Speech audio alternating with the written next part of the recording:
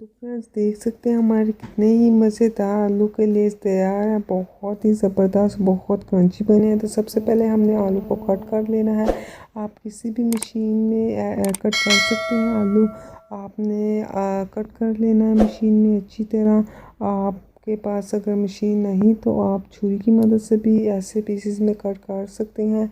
तो देख सकते हैं हमने तमाम आलू को अच्छी तरह कट कर लिया है वन बाय वन, और देख सकते हैं कि इनके शेप कितनी ही अच्छी आई है।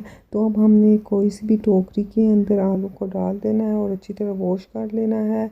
तो इसके बाद हमने पानी और नमक के अंदर इसको भिगो के रख देना है आधे घंटे के लिए, ताकि इसके अंदर अच्छी तरह नमक जज़ब हो जाए। तो दूसरी जानिब अब हम इसको अच्छी तरह फ्राई करेंगे।